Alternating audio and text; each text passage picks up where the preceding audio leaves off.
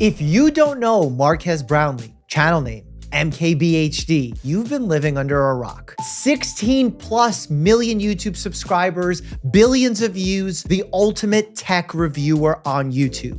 In this podcast, we get into some really interesting conversation. What gives him anxiety, his near-death experience, his love for cars, and his skepticism of crypto and NFTs, and also the metaverse. This conversation is really gonna give you some insight into who Marques truly is. Let's get started. Pee-whoop. I mean, usually it's just to get my levels. Like, is that a good distance? Yeah, as long as you, even... oh yeah, you don't have to worry. Yeah, we keep it optional. That's why I got these, but then in all the videos, a lot of people are leaving comments that they think this is a hearing aid. Yeah, or like one of those like pop star. Yeah, at least I'm trying to be a pop star. Yeah, it looks good. I got to wear one of those mics the other day that was like the stage Britney mic, Spears. the TED, yeah. TED mic. Where'd you wear it for? I did it. I was at the Creator Summit like 2 weeks ago. Oh, and we were there together. You were there, yeah. Okay, and it was like the best feeling. Like yeah, that's right. You had the interview with Michelle. Yeah. Ludwig. Yep. And I forgot who the and a shorts creator. And a shorts creator. Yeah. I love that we separate them. Because it was like so many of the faces I'd never seen before, and most of them were shorts creators. And so it was like meeting all these new YouTubers. Right. Who just blew up, and you're like, okay, so what's your channel like? Exactly. Like, I've just done shorts for a year. Yeah. Well, that's what they said that their strategy was. By the way, for folks who don't know, Creator Summit is basically where they bring in some of the top YouTube talent. Yep. To learn how to make thumbnails, I guess. No, I'm just kidding. It's a mix of networking, them talking to us, also talking to them, talking to each feedback, other. Yeah. And this year, what separated it was our first year back since pandemic. Yep. And it was my first one, actually. So it was pretty exciting. Yeah. And a lot of new faces. So like, as you said, shorts creators, I would say I didn't know 75% of people. Yeah, I've been to other years where it was like, everyone, I know everyone. I watch a lot of YouTube, so I've seen everyone's videos. I've seen your videos. I mean, it's the Rhett and Links. It's a North American Creator Summit. Sure. I've seen people's videos. And then I'm like, I do watch some shorts, but there's a lot of people here who I've never seen before. And that was a pretty good like sign of the tide. Yeah. That's happening. Are you scared of that? No, it's more of like how do we work that? It's happening quickly, which is interesting, but I'm not scared of it as much as I'm like, trying to figure it out, which is probably healthier. I don't know. I mean, it's definitely a healthier approach. It's more constructive. YouTube, though, they like to create features and then abandon them. Right, which is why you don't want to jump in. Yeah. If it gets, exactly. You try to like hear the YouTube people out and like listen to how strongly they're leaning into things. Oh, stories are a thing, wink, wink. You're like, all right. They're like, post and people will sub to your channel. I'm like, but if they don't watch, what was the purpose of That's always the pitch is like, oh, what do creators want? Views and subscribers? All right, well, just tell them that it will help with those things. But yeah, no, this entire Creator Summit, and I kind of knew it was coming, but like, yeah, TikTok, here to stay. Yeah. We saw Vine. We saw what that happened. Like some of these things are a little ephemeral, but like, yeah, shorts are here to stay. Yeah, for sure. It's going to be a part. Are you curious how they're going to continue this quote unquote bridge of if people watch your shorts, they will also watch your long form content? Very. And that's why I've started. Have you started doing shorts? Yeah. I'll occasionally throw in a short. Same. So like, but you have a channel. I have the main channel and I have a shorts channel, but I'm now starting to do shorts on the main channel. And I'm very curious. I'm like watching, I see the numbers. The weird thing I've noted, maybe it's not weird, but the like curve of a normal video, which is like first 3 days and then however long the tail is. And then the curve of a video that hits the shorts feed is like one of these. And you're like, well, okay, what happened here? What happened here? What happened here? And so I'm watching that. I'm watching to see how many people end up going from shorts to the main channel, different types of shorts. I think we're just trying to figure out how to make an MKBHD video, but shorter. Yeah. And so those people will actually want to see more videos. Very true. Instead of just like something throwaway. So what was your concern starting a shorts channel as opposed to implementing shorts on the main? My main philosophy of the main channel is I make videos that I would want to watch. And when I see, you're like, I didn't want to watch shorts? I just don't like watching shorts. Okay. Like I'm subscribed to lots of channels and then I see a short from that channel and I don't click it. I guess it's like a bit audience expectation. Like I go to, I might be subscribed to 300, 400 channels and like, I know what I expect from those channels. So when I am expecting a 10-minute video and I get a 30-second video, I'm not into it. Yeah. But that's also how I felt about mid-rolls. And I enabled mid-rolls one day and nobody even said a word. And I was like, this is weird. Okay, 3 times the revenue, fine. Okay, I guess that's fine. Yeah, I'm trying to figure out how to do shorts in a way that I think people who like MKBHD videos will also like. The shorts. Yeah. I think you and I run into the same troubles because a lot of the content you make is obviously very technical. Mine is not as technical, but there has to be nuance in it. Yeah. Because with health, there's so many facts, but fact. Yeah. That it's hard to package something in 60 seconds and then make it buzzy without selling BS. Right. So what is a Dr. Mike short versus a regular video then? So what I've tried to do, and it's both been successful and then unsuccessful at the same time, is try to make less evergreen content in shorts where it's very quick. So let's say a trending topic appears. Mr. Beast got buried for 2 days. Yeah. What risks is he facing? Because that's not enough for a full YouTube video, right? But in 60 seconds, I could say, carbon monoxide poisoning from the fireworks going off, being worried in a closed space, where is he going to go to the bathroom, that kind of stuff. Right. I had kind of the opposite approach, which is shorts, well, we'll find out, but like shorts might have a longer tail than a normal video. So maybe I'm trying to do even more evergreen than normal. Oh, wow. Like here's some tips and tricks for some devices you might have around, like your iPhone, your Nest thermostat, whatever. Yep. And then that is so non-time sensitive that it will live forever in shorts feed and just get served over and over. At least that's my theory, because tech videos have a short tail. Yes, usually. I agree. That's worked, and it's actually tech related. I did a review about Apple Watches causing rashes on people's wrists on a short. Again, not something you would do in a long form video anyway. Yeah, unless it's like real bad. No, it's not. I mean, it's just like either a fungal or bacterial rash or something. So, because people just don't take them off. Yeah. And my tan's not that bad anymore, but it was pretty obvious before. Yeah. So I did that, and that has a really long tail. That's longer tail because it's the watch, but it's just the watch instead of Watch Series 8 this year. It's which is hilarious, by the way. Series 8, 7. I'm like, it's the same as last year. Exactly. Again. Yeah. But yeah, that's fair. Yeah. No, I'm gonna experiment with it, see how it goes, adjust to audience reactions. So far, they've been pretty positive. I don't see any what I was expecting was people to go, oh no, you're making shorts? I hate this. Stop making shorts. Yeah. But I haven't seen that, so that's a good sign. So we're just going to start seeing the audience feedback seems really positive. It's all about that bridge, if it evolves for them to watch long-form content. Right. Because for you also have, I mean, it is your main business, and it's a huge business. I've seen your studio on Colin and Samir's show. You're thinking about expanding after 2 years, so clearly business is going well. Yeah. What impact does shorts have on that expansion plan for you? The fun part about shorts is the production lift is so low that it doesn't feel like it has that big of an input on what work we have to do. Okay. Like a main channel video might take a week. A short might take 4 hours. Like we think of a good idea at 9 o'clock and it's up by noon. Yeah. And it's like, okay, I guess if this is going to have a positive impact on the business, it's kind of a no-brainer. Let's just try it a few times.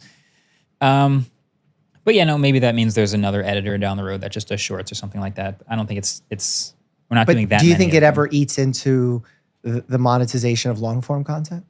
Oh no, I think there's 2 pools of views. That's a good question. I think a lot of people are like, are shorts going to eat the pie that long form has built for the last 15 years? And I don't think so because, well, we'll see. But like TikTok has emerged out of nowhere and YouTube's still huge and still doing great. But like there's this new style of watching short videos and you can have that too. So I think it's just overall growth on top of growth. I don't think it's like, all right, if I do shorts and then I have to start winding down the long form videos or something like that. I think it's just both. I'm hopeful that I think the short thing will always exist, but it won't be as hot as it is now. That's fair. Because I think people will crave that human connection of a longer piece of content. I don't know. The attention span thing, though, is like, didn't we shorten everyone's attention span? Although videos have gotten longer on one hand. Exactly. But then like shorts are just so like instant. The thing is, I'm going to go medical on this. Okay. The drugs that have the worst withdrawal are the ones people hate using. Okay. In that they want to come off of them. Right. Which is similar to I think I've heard you say this before, or maybe we've said it in a chat and you were there, that people say they wish they could delete TikTok from their phone because it's so disruptive to their lives. Yeah. But no one says that about YouTube. Okay. This is all true. And the second thing that I feel contributes to this, more from a political stance, is everything behind the geopolitical sphere of TikTok, which is that it's based in China. Right. There's potentially some data concerns. Do you have any fear of that? Do you have TikTok on your phone? I do. Okay. I do. And that is like a back of the mind concern. Okay. But yeah, I feel like the format is what blew up. Like we had Vine, and Vine was, I think we never got past 6 seconds. It was always 6 seconds, right? Okay, so we got 6 seconds, Vine blew up, and the format was really cool, and then it went away. But the format was still obviously hot. In the minds, yeah. TikTok comes up, and like this discoverability, which is just like the algorithm learning you so well that you don't even search for videos on TikTok. It just finds you, and you just scroll for a while. I think that has its own value that feels long-term to me. And there will always be a value to like, this is why I make YouTube videos, which is like, if someone is in a purchase decision and they need to like, all right, I'm going to buy a new phone. I need to go watch 3 or 4 videos on these phones to figure out what's good about them. I'm going to search and I'm going to watch, I don't want a 12-second video. I need to figure out what's, worth the money. Yep. So I'm going to watch those longer videos, and that has its own value. So it's not like the value of this increasing changes the value of the other thing. Both things will be real for a long time, I think. But we finally have an algorithm and a platform that's so good at it that it can finally start to get traction and blow up a little bit. It is. You're right. It's very good at it. Like I've heard stories of people saying they've realized things about their sexuality after watching TikTok because it started showing them videos that they didn't expect to see. Yeah. Yeah, it's like that story of Amazon getting so good at recommendations that like a dad logged into their daughter's account and was like, why are you recommending pregnancy things? Nobody's pregnant. And it turns out they knew before the daughter did. Oh, I didn't hear that. This? No, that's I would crazy. think you would. Okay, so there, I'll explain a little deeper.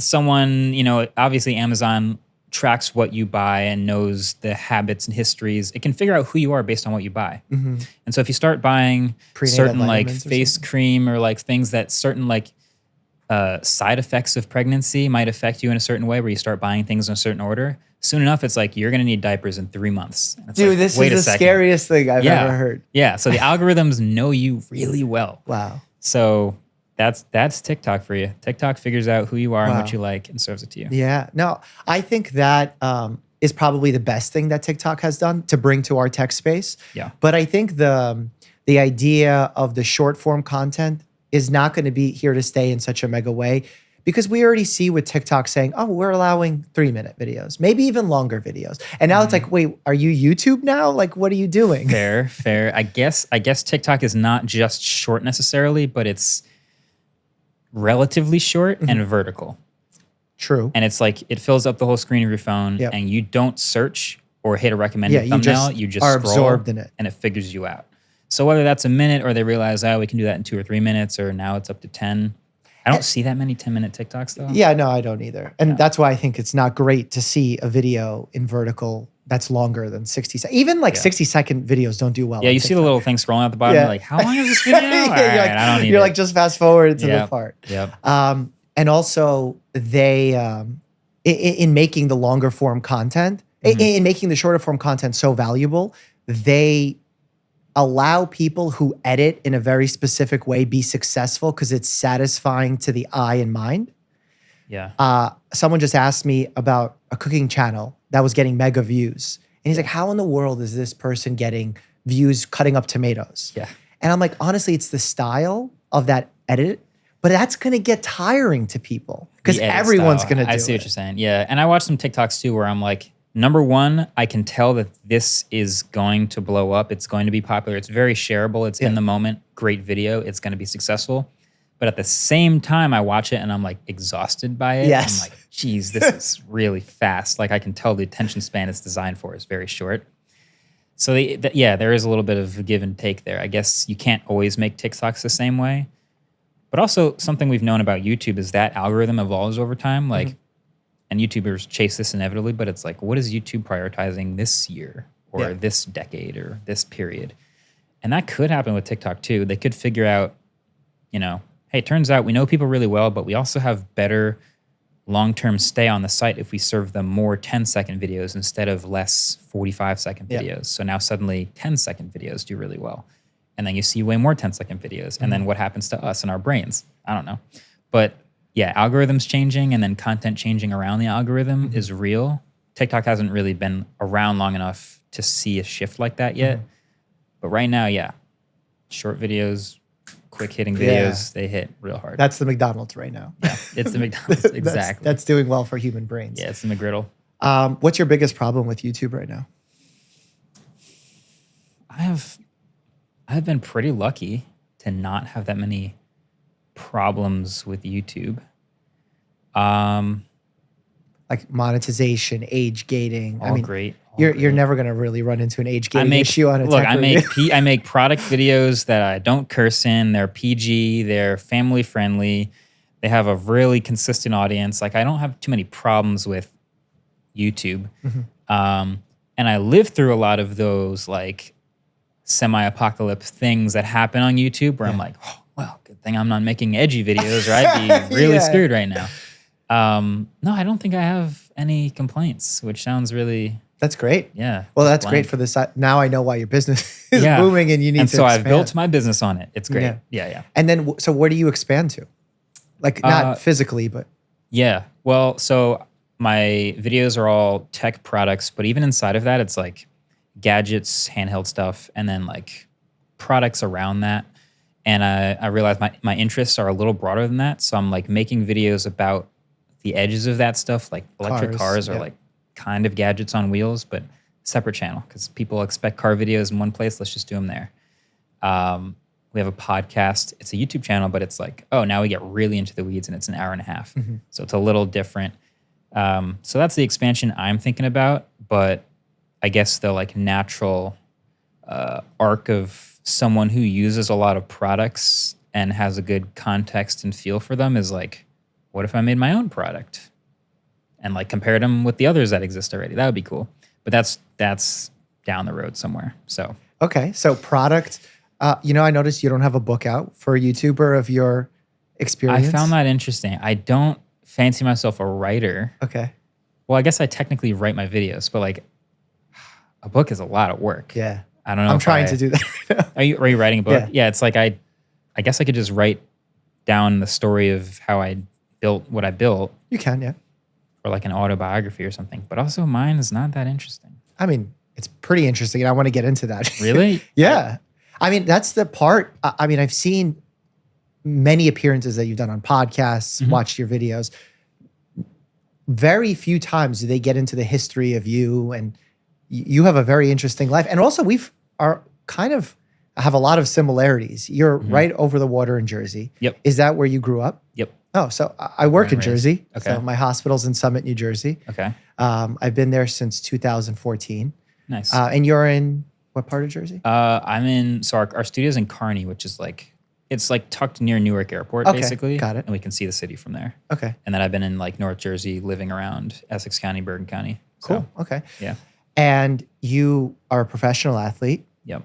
I'm trying my hand at becoming a professional athlete. Okay. I have my professional debut boxing match in 10 days now, 12. It's not a one-off? Are you going to keep going with it? I've done one already as an exhibition and I really liked it. So hopefully fighting a UFC fighter will go well. Yeah. And if it doesn't, then I realized I should stick to my day job. You get an instant like, do I like this or not? Exactly, moment. right? Okay, cool. I felt like I might as well dive in. Like I could keep fighting YouTubers and all that, but yeah, it's time to figure out, is this for real? Is that, so this arc that I keep seeing of YouTuber going on to fight someone, can you explain this? Like why did this become the sport that everyone decided? That's a really great question. I think there's something to the story of like, whenever I see fight promo from just fighters, they have to create a reason for them to fight. Yeah. Like, oh, why would I fight someone in real life? Oh, you said something about my family or something. Like fake beef? Yeah, so they just make beef and then that sells the fight. And that's the best, Floyd sells fights because he's good at that. Yeah, I feel like people took the page out of Floyd's book doing that. Yeah. But I don't think you need to do that. That's sort of what I've been avoiding.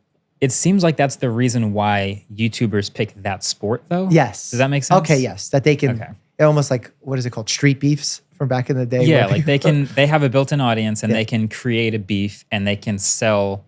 Like we could do the same thing, but track and field, and less people would watch. It's like, oh, I'm so mad. I'm going to beat you in the 100-meter dash. Exactly. Like, that doesn't. It's hard to talk smack in the race. So I guess that's why. That, and also I feel the successful people in the space were a little bit controversial. Yep. So people would watch them get knocked out. That's true. That is another good point. Yeah. I'm hoping people don't watch me for that. Yeah. Well, I don't do that. I run around and catch a Frisbee. Yeah, but you're a champion this year. Congratulations. Thank you. Yeah. Undefeated. Yes. Dude. So first of all, I need to make a video eventually explaining Frisbee because there are so many nuances that are hard to explain to people. Yes, we went undefeated in the pro season. So I play for a pro team. Okay. I also play for a club team in the same city by a different name with some of the same players. Interesting. That's hard to explain. They don't get paid, slightly different rules. One of them has spectators, one of them doesn't. But yes, the pro team New York Empire is the one that's easy to promo because it operates like a NBA team or something. And have fans, you have games to go to, tickets. And that was a great year for that team.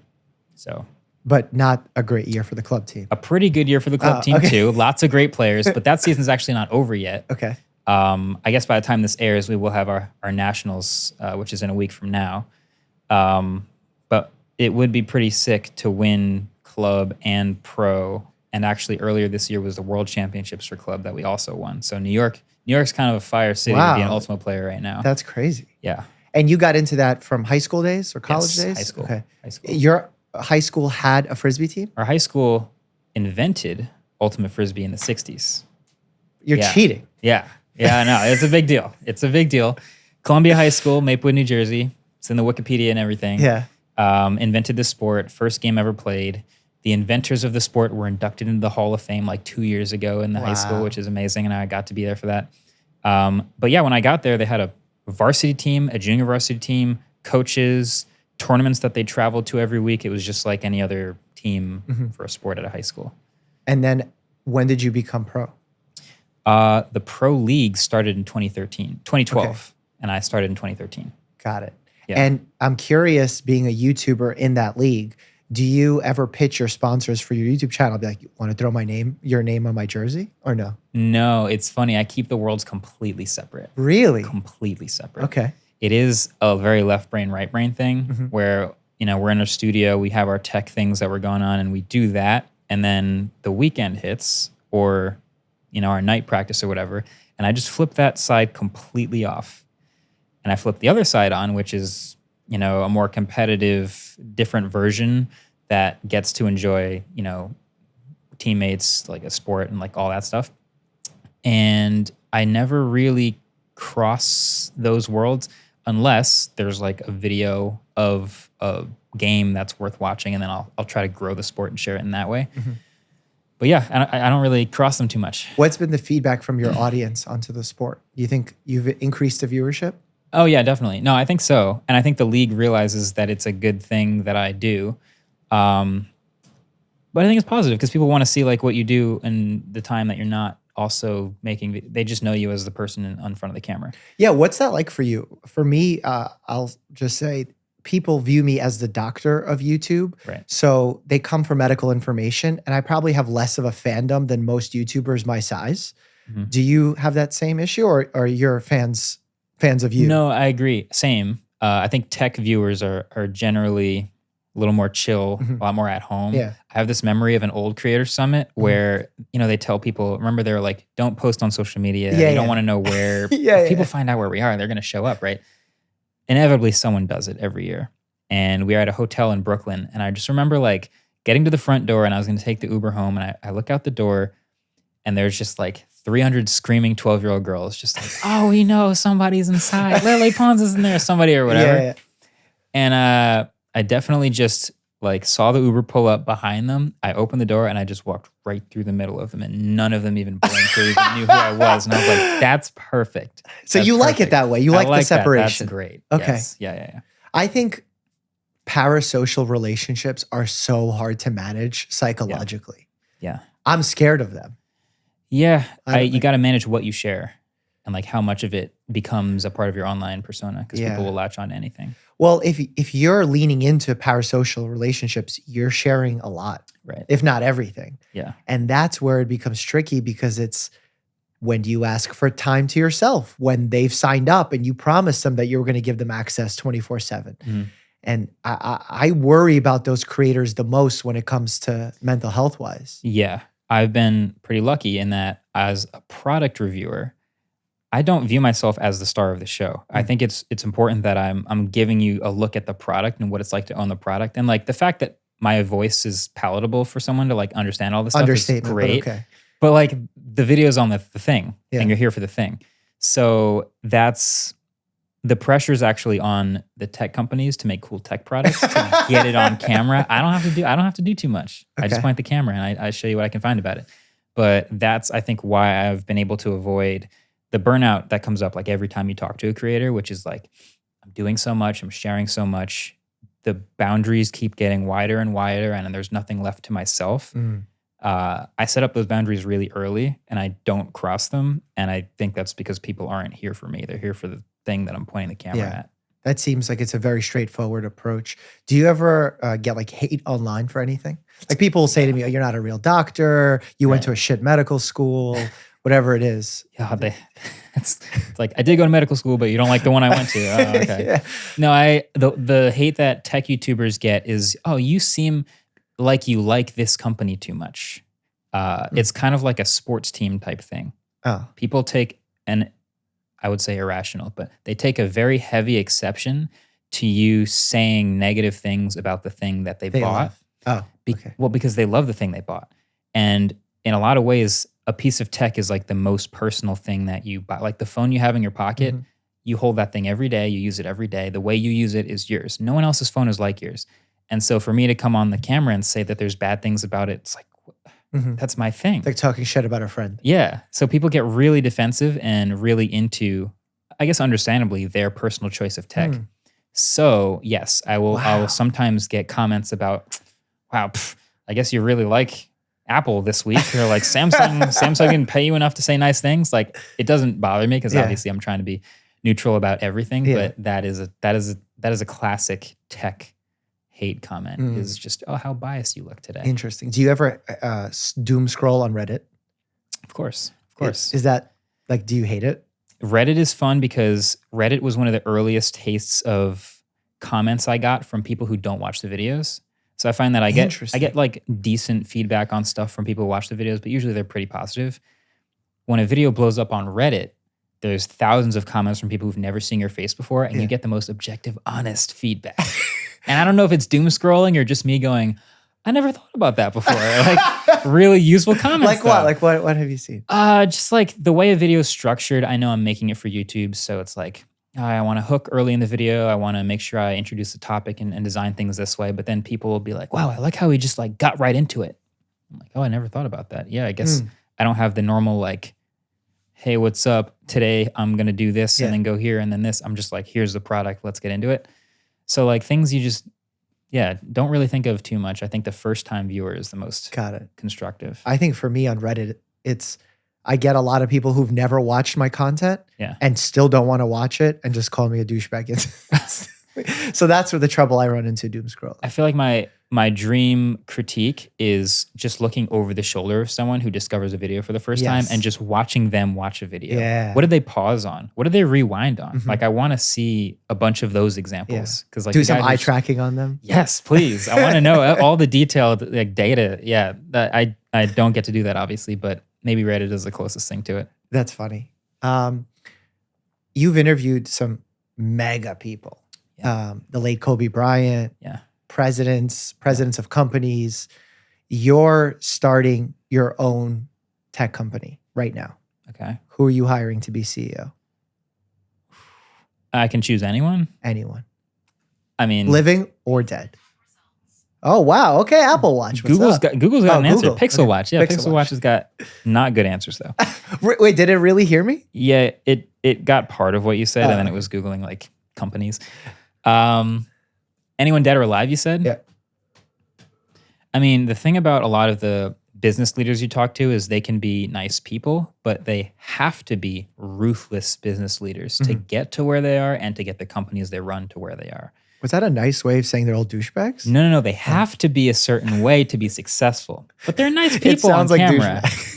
I'm sure there are people who work for them that feel differently about them than I do. Fair. That's probably where I'm going. I agree, though. Yes, Yeah. and that's fine. So when I think of like who I'd want to run my company, it's probably someone like Tim Cook, who's just stone cold, like logistics guy who will just make it work, or like an Elon Musk who will just will it into existence by saying it on Twitter over and over until the engineers go, I guess we're doing it. That type of thing is. So you want all or none leadership? I want somebody who is into the products for sure. That's, I think, underrated. I think there's a lot of good business leaders who are good at running businesses, but not really into the products that they make, which is fascinating. I think I want a product person. Okay. And then, a ruthless business leader. Okay. I'm going to flip it. Which one of the people you've interviewed would you want to box? Would I want to box? I know who I wouldn't want to box. Who don't you want to box? Kobe. I would never want to. Kobe. Kobe's he's like 6'8". Yeah. Right. Legend. Or And when I interviewed him, I was like a scrawny teenager. Who was just like, oh my God. Who would I want to box? Well, that's a loaded question. It's a bunch of really cool people. I think I could probably take Neil deGrasse Tyson. We're going to set that up. I could probably take him. We're going to set Nicest guy ever, by the way. Probably nicest person I've interviewed. Really? Yes. Okay. Well, he's like you set yourself up for this one. Who's the worst? I'm not gonna box him, but like he's like the grandpa who like shows up at the Thanksgiving dinner and just has endless cool stories and like everybody loves listening to them. He's that for science. It's amazing. I agree with that. I think he sparks natural curiosity. Even when you don't care about what he's talking about, which is rare. Yeah. I got to do a masterclass and I watched his masterclass because he is just an incredible communicator of things. And the things that he's explaining are really hard to understand and then explain to people who don't know about them. So I love when he'll come on TV, him and Bill Nye, they'll get called on TV to like explain like, so what just happened with like hitting this asteroid out of space to like, what is even going on here? And he'll like sit back and he'll go, okay, well, you know about cars, right? And he'll just elaborately paint this picture for you and give you, and you'll look it up later, a very accurate scientific explanation of real like literacy. Like you get it now. And that is like awesome to me. I love that. That's my favorite thing. I agree with you on that. You know, I noticed that you outsource somewhat your new ventures. Your podcast is with Vox Masterclass, not your own course. I guess it is your own course, but co-owned with Masterclass or co-produced with. Why do you choose to do that as opposed to doing it on your own with such a big team? How big do you think my team is? I have no idea. So we have... I would say like a dozen. It is exactly a dozen. Yeah. Well played. Look at that. Well played. They taught me something in medical school. It is... so my team is built around their functions, and they're all very good at like their functions and interoperability as a team to like run the channels that we run. So if we want to take on an extra project, the great part about the team is I can leave what we're currently doing with them while I go do that project instead of giving them extra on top of what we're already doing. So Masterclass is a good example. Like they came to me saying, we want to do this course and it's going to be about, you know, talking on camera and like making videos online. And they were willing to work with me on the curriculum. And once we shot it, they edited everything. My team didn't have to edit. My team didn't have to shoot, light, produce, anything.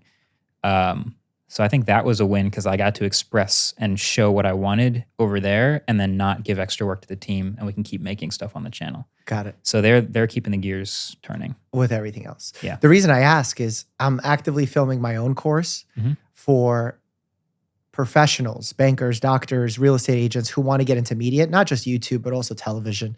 And I debated going down the road of working with a partner. Yeah. And then I was like, I have so much of the equipment. I have a team. Maybe I can hire 1 or 2 freelancers to help with some of the load. Yeah.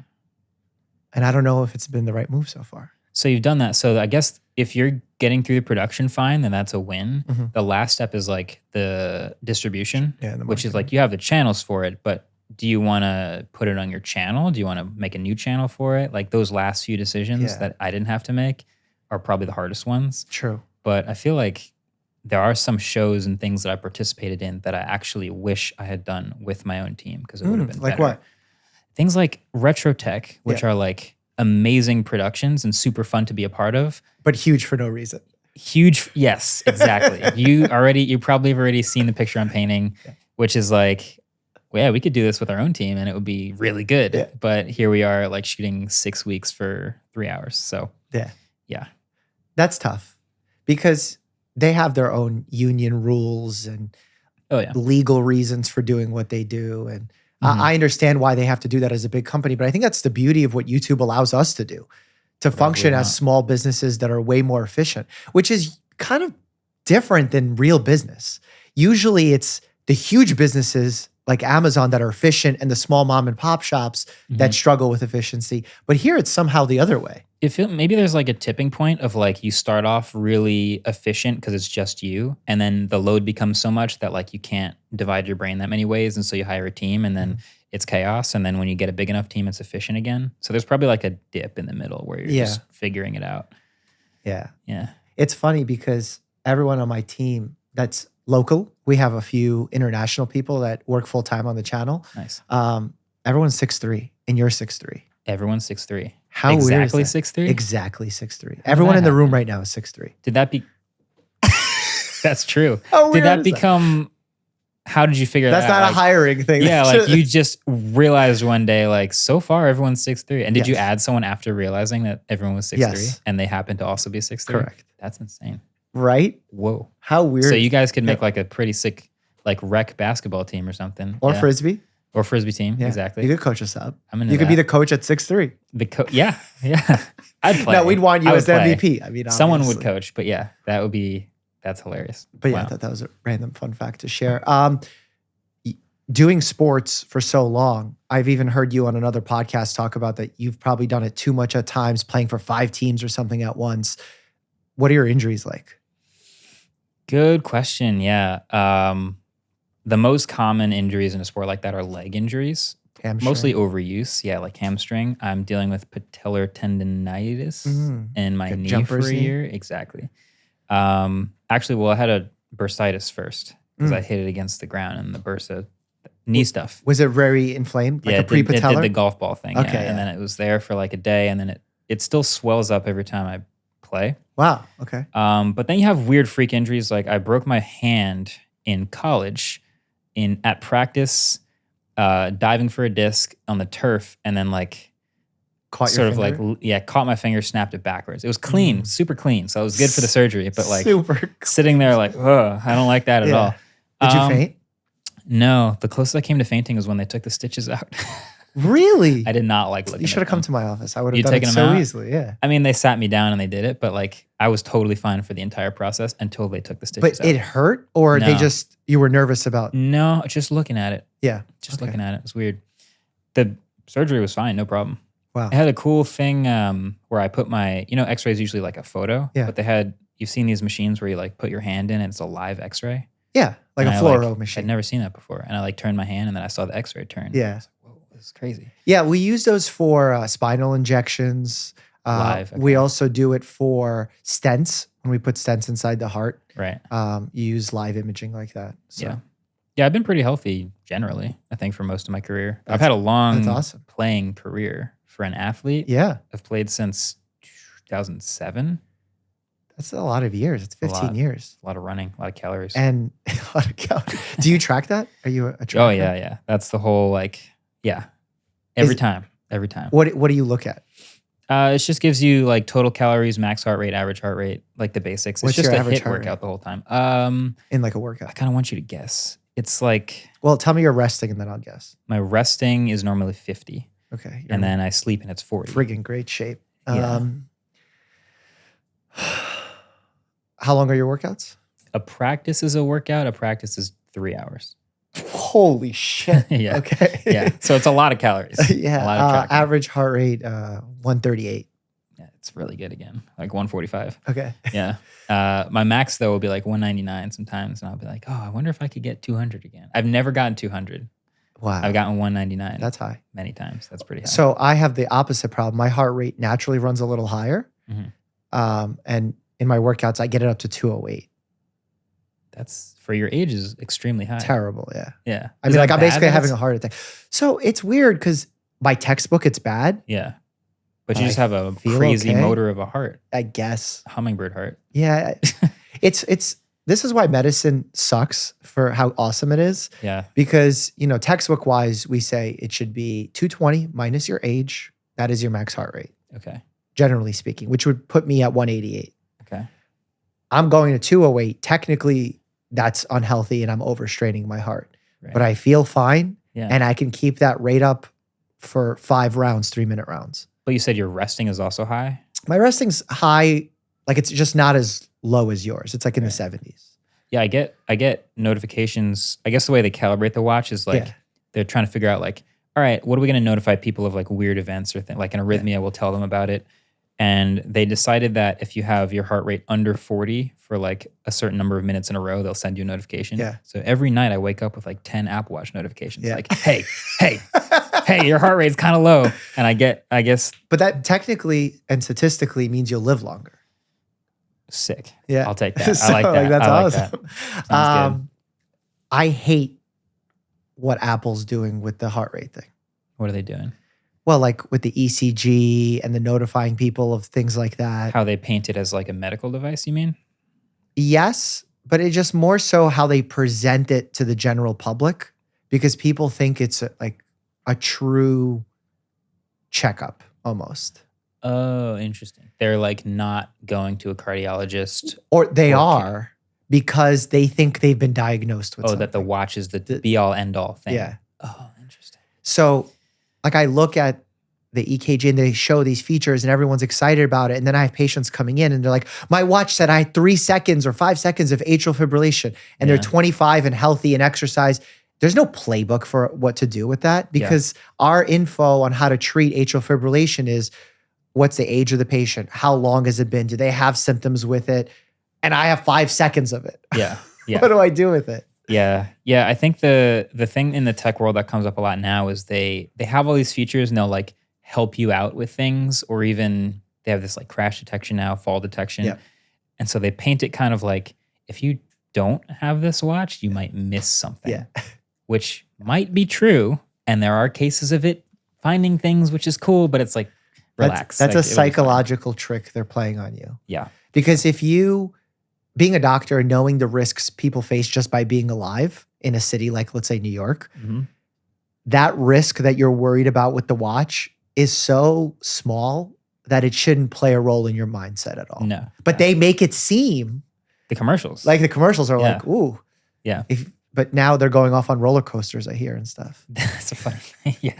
Yeah, the crash detection now, it's supposed to be really good. Like the crash detection will know if you're going a GPS speed that seems like you're in a car, and then you suddenly stop, and the barometer picks up a pressure change, meaning the airbag near you went off, and the microphones pick up a loud noise, meaning you probably were in a collision. They put all this information together and go, that's a car crash. And they will call 911 on your behalf. And that's amazing. And you think, wow, they've factored in so many things that there's no way it would ever accidentally go off. And there's even reviews of people trying it, which is weird. They'll like crash a car on purpose and like, did it go off? Oh, it worked. And it would go off. And it's like amazing.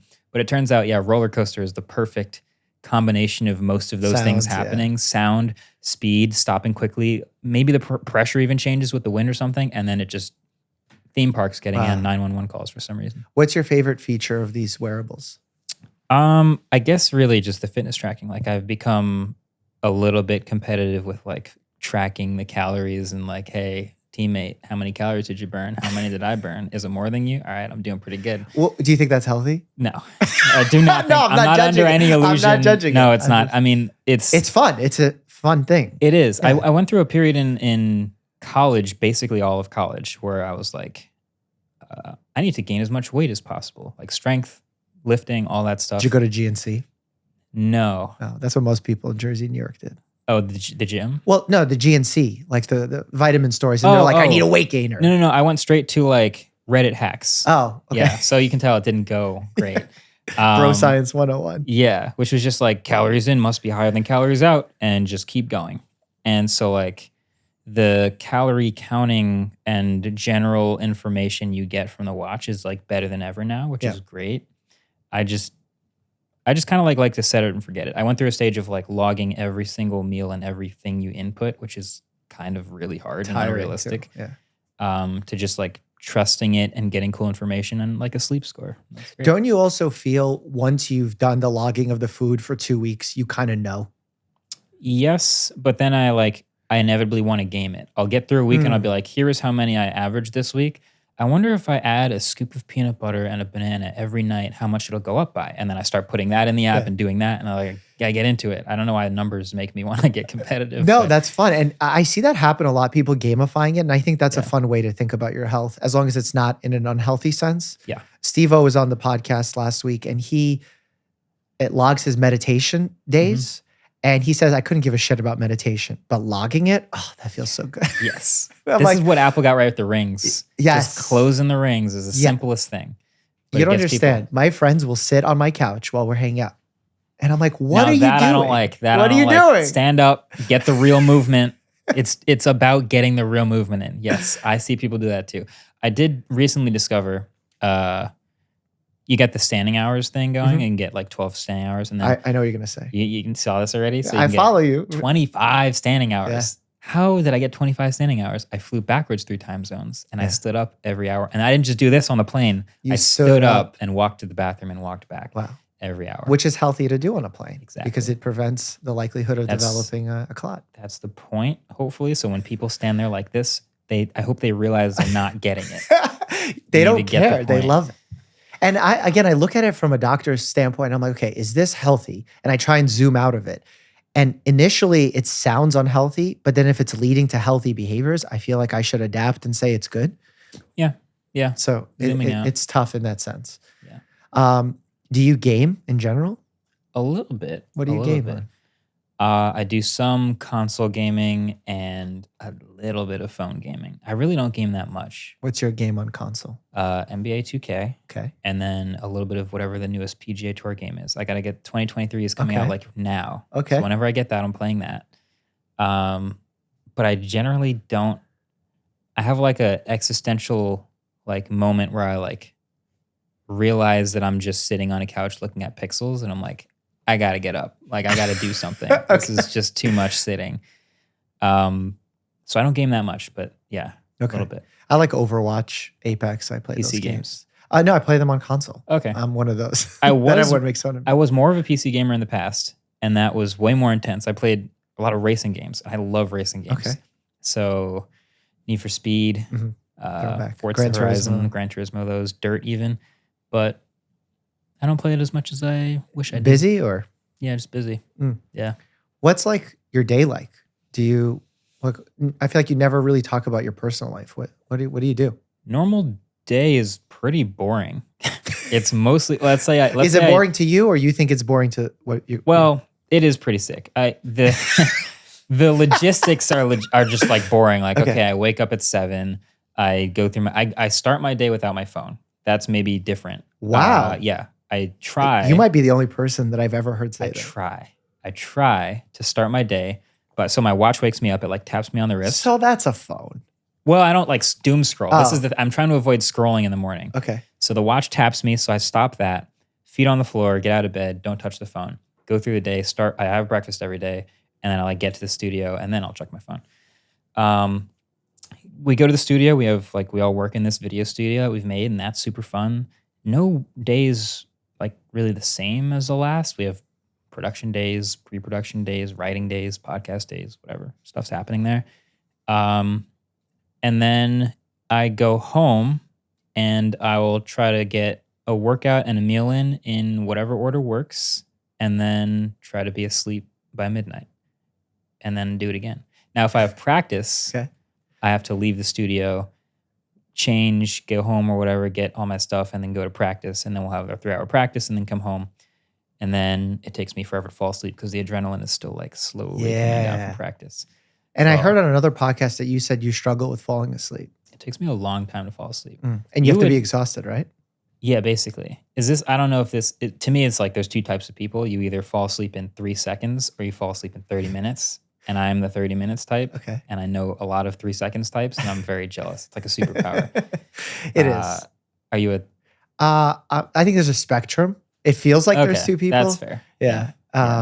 And I'm somewhere in between depending on what's on my mind. Like last night, I was sparring this morning, like probably my heaviest preparation for my fight, which is 6 rounds of sparring for this morning with 3 different fighters. So basically someone comes in fresh every round. Nice. And that caused some anxiety, I guess, for me last night. I couldn't fall asleep to save my life, Yeah. even though I know I needed to. That's probably common. Like if you know something's coming up the next morning, then that affects your sleep the night before. It's like Christmas Pretty Eve. classic thing for me is like, I have a flight at 5 a.m. I will wake up once every hour and think about missing my flight. Yes. Classic. Where is that coming from? It's just like, did my alarm go off? Or am I just like, because it only has to happen once. This happened to me in like a pre-college program where I had like a final exam at like 9 in the morning at Carnegie Mellon. And I remember waking up and like looking over, seeing that I had somehow stopped my alarm in my sleep.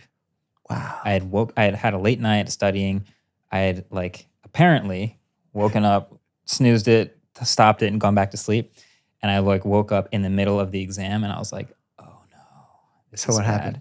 So I went in, I walked across campus, did the walk of shame, walked in and said, I'm here. And they were like, you'll take it later. And I just went back to the dorm. But that only has to happen once before You develop now PTSD. you develop this like, I must check to see if I have overslept my alarm. Yeah, I have the same thing. That really says you're a good human if that's your concern.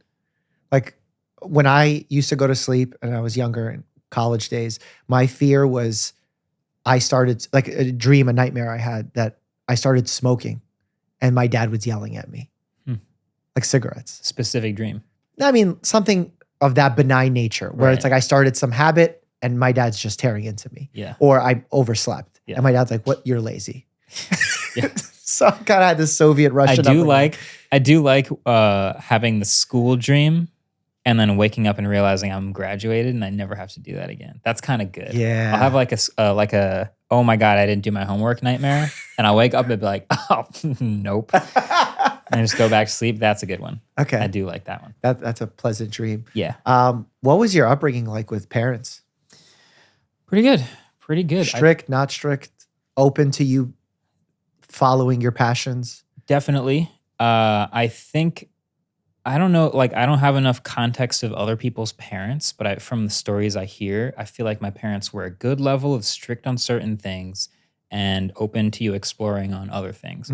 So I traveled a good amount but it was like traveling for school. So I was like, yeah, get on the plane by yourself, but also you're going to go take some college classes while you're over there. Like that type of thing, like explore your passions, of course.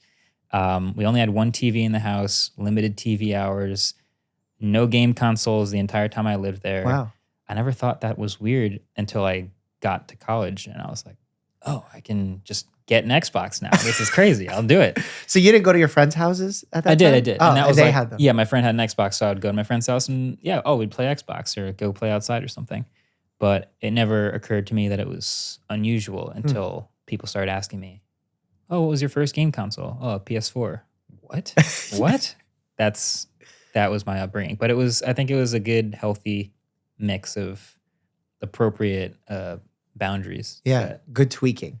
Yeah. Because I feel a lot of times folks fall into two groups, like heavy authoritativeness or lax do you. Kind of a lot of freedom. Yeah, you might need a little bit of both. Yeah, no, for sure. I think my dad set up the like discipline is key type thing where like you realize that if you are disciplined and you actually work on things, you can reap the rewards from it. And that turned out to be very true. Do you think our generation / YouTube in general, the people on YouTube, are less disciplined? Than previous generations? Than the way you've been raised? I think so. And I think that also, it's not even like that they don't realize it. It's just that people don't want to live the boring, like I didn't really go out ever. I didn't really go to parties or have like a ton of friends or social groups or things to do when I was younger. So I had this built-in discipline that I found fun. but that was just like what I was into. So yeah, probably. I think I was probably more disciplined. So it gives you a better edge, you think? Yeah, yeah. And it's funny because in this like tech world, like especially this time of year, there's so many things to do. There's things coming out. It's like before the holiday season, all gadgets must be on shelves. So like constant stuff to shoot. And so I find that I am able to like really commit to a certain amount of work and like just be okay with an amount of like overwork that comes with it. Like my sleep score is pretty bad lately. Well, I'll score it. How many hours a night are you sleeping? Honestly, 5 hours last night. That's pretty good. Oh, that's pretty terrible, good, man. Well, that's pretty good for me. That's not good. What is good? What is good? Because like I said, minimum 7. Minimum 7. I don't even. That's midnight to 7 a.m. Yeah, that'd be nice. I set the goal to 7, and then the sleep score turns out is like your percentage of your goal that you hit. So I keep getting like 75, 82. That's like my usual. Maybe set your goal to 8, and then you could bump 8 yours. hours. Wow. Bump yours. No, the reason I say it is there's legitimate scientific proof on this, amongst all other things that we talk about in medicine, where I can definitively say when you consistently sleep less than 6 hours a night, even your white blood cell counts fall, like which are your immune cells. Specifically, they're called natural killer cells, right? Where they drop and they fight off cancer, they fight off infection. They don't just drop in number, they drop in their efficacy of how well they work too. Yeah. So that's like scary. I'm like, I have that low heart rate, which is good, and I'm gonna last a long time, but then I'm also like slowly murdering myself by not sleeping. Yeah. Okay. All right. But is it because you go to sleep late that happens? Yeah. I have a hard time falling asleep unless I'm really tired. So I just like work until I'm tired. Yep. And then I wake up I think I start my day normally. So it's usually the end of the day that just drags on basically. But I don't know. I'm fine with it. Are you doing your phone at night as well? Yeah, I think that's probably hard to stop, but it also clearly affects how fast you sleep. Like the bright light, right? Oh, yeah. If you have a lot of bright light. Well, yeah, bright light and blue light specifically will affect your melatonin, the sleepiness hormone. So that can improve. And also the consistency. I don't know what your consistency of not just the number of hours, but the set hours are very important. Right. It's like the whole notion of, I'll sleep less during the week and I'll catch up sleep on the weekend is actually not true. That makes sense. Yeah. Your body needs that consistent hours. Yeah. And even a lot of these phones and tech coming out have like a nighttime mode, or like they'll put it to grayscale or like turn it orange to like get less blue light in your eyes. But I'm also like editing videos. So like I can't set it to be orange because then I'm messing up the color. So like I don't really get to use those features. True.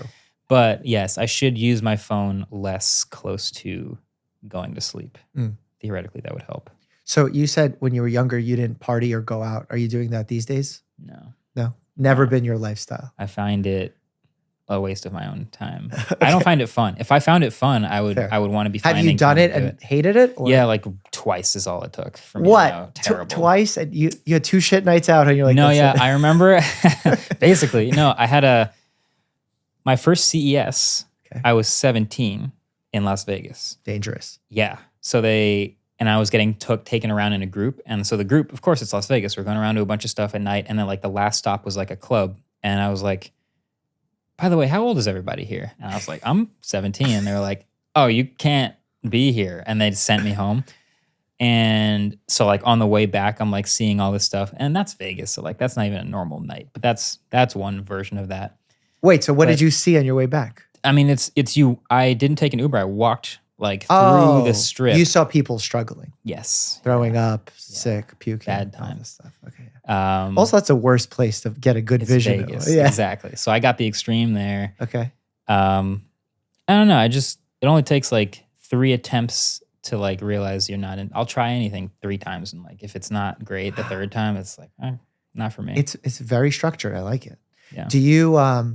Do you have close friends or do you have a lot of acquaintances? What's your like strategy on that? I have a lot of acquaintances, I think. Okay. Yeah. Do you have like a go-to person? Not really. No. But I mean, we have a lot of people ask about like the studio, like what's the hierarchy like? But I feel like it's more like I'm like at the hub of the wheel and like everyone talks to everyone, but also everyone has to talk to me. Like we have this structure that just works, which is cool. But yeah, teammates, Frisbee teammates is like my friends, basically. Got it.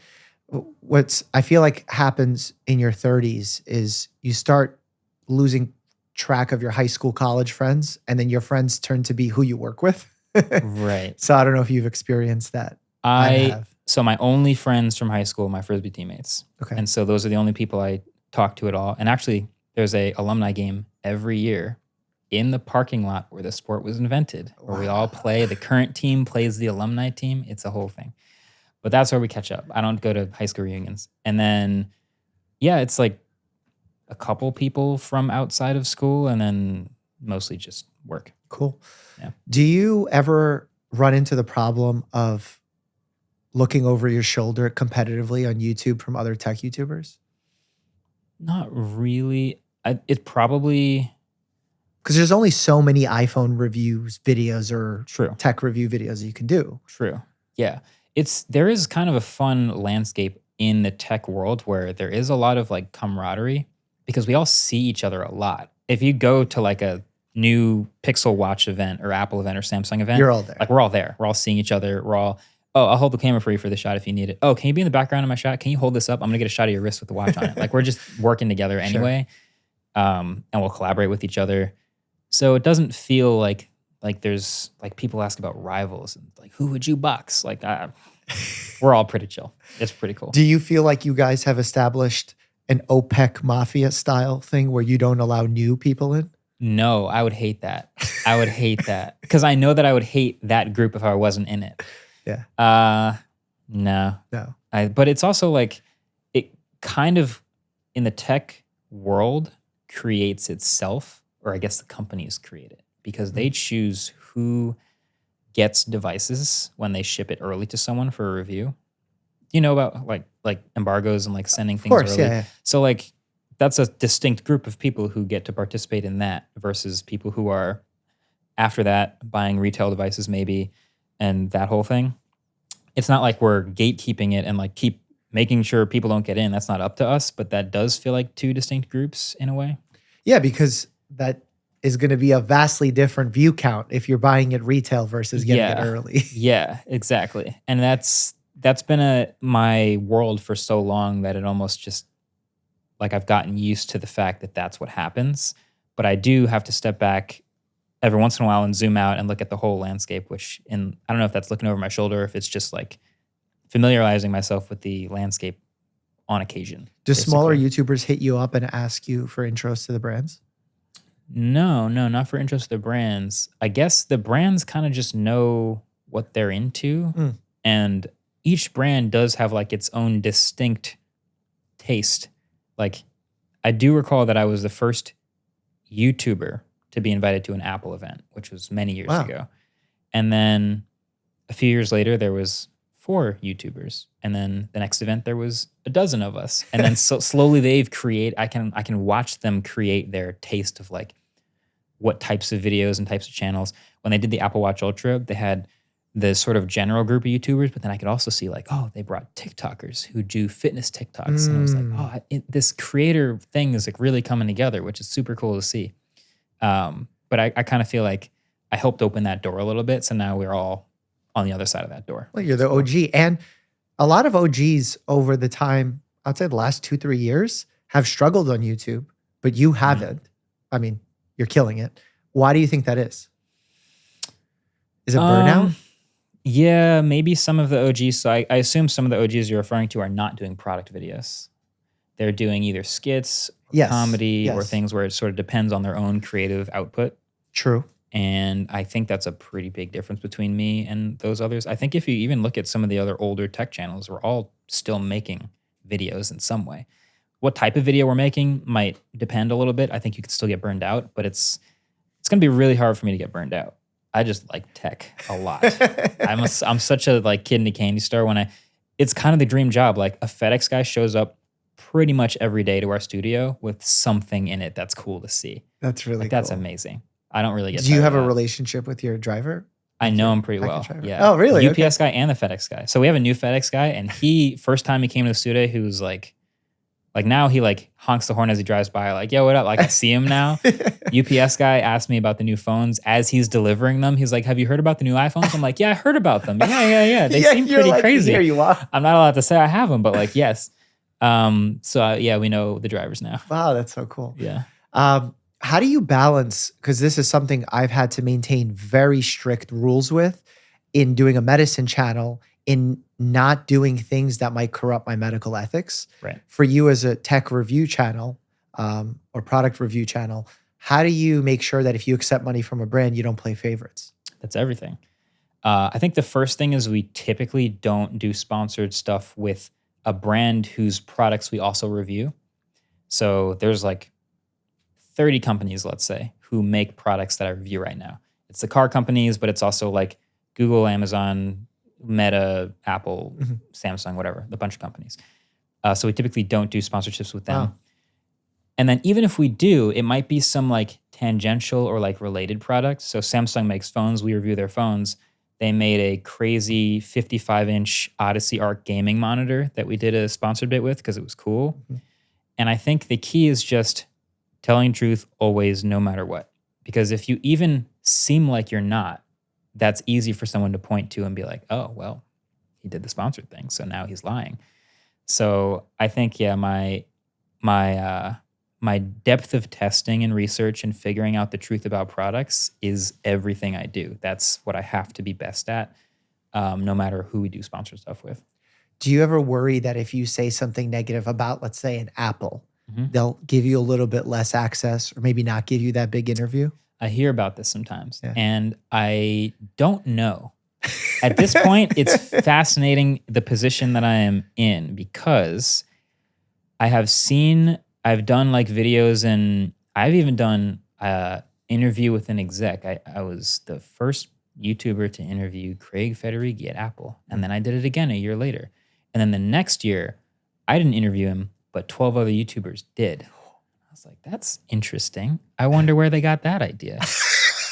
Were you pissed? Not really, but Come I was just on. like, I did it the year before. I was fine. Okay. I did my interview. But it was just funny, like they got that idea and they realized how well it works to work with creators.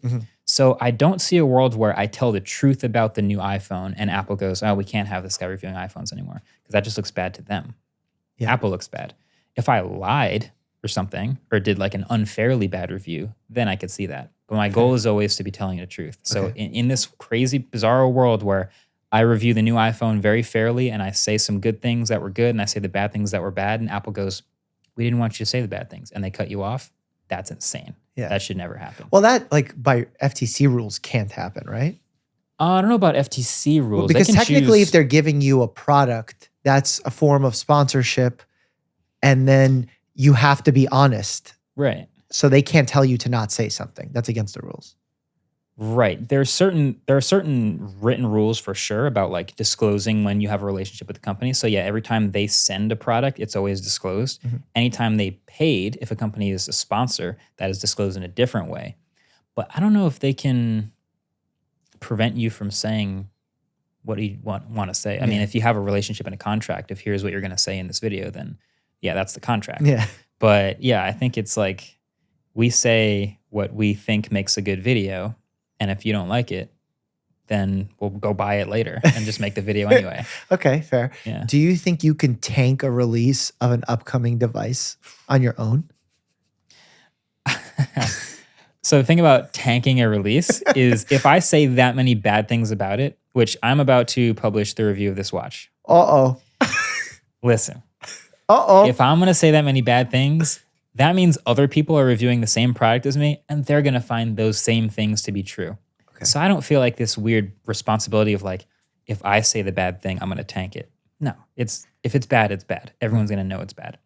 But I have seen reviews specifically need to be addressed by the companies, which seems like particularly touchy because, oh no, he's the only one that found that issue. Now, you know, what's going to happen next time he reviews the product? I just have memories of like a Chromebook that I reviewed that it didn't deserve to exist. It was awful. It was the baseline like Celeron version of a Chromebook that was just unbelievably bad. And I reviewed it and it was like off of the store a week later. Like they discontinued that version of the product. And I was like, good. It was bad. Anyone who bought it had the same experience as me, and that was terrible. But no, if it's bad, everyone's gonna know it's bad. It won't be my fault. Do you, in watching other people's reviews of the same product, do you find that largely y'all have the same talking points, or you have different takes than most? I think we'll all sort of dance around the same set of points. I think like when you're gonna buy something, you want to know certain things. I think we all have the same core points. What's the battery life like? How good is the screen? What's the software like? Are there bugs? Is it gonna die? Is it built well? Around that, I think everyone has their own angle, whether it's like a day in the life or like I have a kid that's gonna throw it across the room. Is it durable? I am a runner. Is it gonna survive like an extreme hike or something like that? I think everyone has different angles and ways. I kind of think of myself as like the like general guidelines. Like I'll hit every normal point you need to know for the gadget, and then I have my other angles of like Frisbee maybe, or like I don't know, gaming a little bit, but not too or crazy. tracking. Or yeah, competitive number Competitive tracking. I'm in there. But yeah, it's usually pretty straightforward. Okay. What are you watching these days on YouTube? A little bit of everything. I'm watching more car videos than usual. I've noticed that. What's your favorite car right now? There's a lot of answers. I love cars. There's a lot. Do you love? I'm not big on electric cars. It's a little bit of a newer market for me. Yeah. But the last 20 years of cars, I've been a big overseer of cars have secretly. been, well, the last like 5 years of cars has been very interesting. Very interesting. Because everyone's lining up to make their first EV, and like that's a big deal for these companies. Like Tesla's out here, the markets are shifting. Okay, what's your competitor going to look like? And each one that comes out is fascinating to me. Like Volkswagen made an ID3 and ID4. And to me, they were like toasters. They were like so boring. Okay. Super simple. Nissan Leafs. Well, the Leaf was just I guess I haven't used it. Whatever you i3s are cool. Yeah. i3s are fine. I think that's a good commuter vehicle. Okay. I tested a Mini Cooper S that was electric, had 100 miles of range. I would never buy it for myself because I do road trips for Frisbee. But as a commuter vehicle in New York, that thing's sick. Okay. Park anywhere. But I'm a sports car enthusiast, so I got really into like the smaller, more nimble ones, and that's cool. I am desperately waiting for some good two-door EVs because there's not that many right now. What do you drive now? My daily is still the Tesla Model S, which is a big car. I don't want to have a big car, but I'm so into the performance that I can't put it down. So that's the one. But I don't know. It's just fascinating seeing. What have you tested any EVs or tried any? I've EV wise, I've only driven a Tesla 3. Model 3. Yeah. Okay. Was it the performance one? No. Okay. It was my dad's girlfriend. So you should just for kicks do a test Plaid. drive of the Plaid. Yeah. And they're going to tell you to floor it, and Yeah. you should really pin it, and it'll change your life. It's going to change your life. I believe that it will. Yeah. There's something about a traditional engine that still gets me excited. Oh, I see. I'm one of those. I know where you're coming from. And I'm not even saying it because like I'm trying to be masculine. No, there about is something. it's something I feel. I can't even describe it. Okay, so I have a relationship with Top Gear where they send a new car roughly once a month for me to do a column on, and I do a column, but I also might do a video on it. And they're more open to like, maybe it's electric, maybe it's a hybrid, maybe it's just a cool high-tech car. And every time it's a gas engine powered car, I get it. Every time I get it. Like there's a feeling, there is a mechanical satisfaction to a lot of these things that I really appreciate. But to me, it does feel like it's bordering on novelty, where it will eventually feel like the older enthusiast legacy thing, where I think a lot of people will be totally fine with a silent, soulless toaster on wheels that just gets them from point A to point B. And it's funny because so many of these companies started with a performance EV, but performance people are the ones that like the engine. Yeah. So that's like a weird place to start. Yeah. But you got to be at a certain price. So And it makes headlines.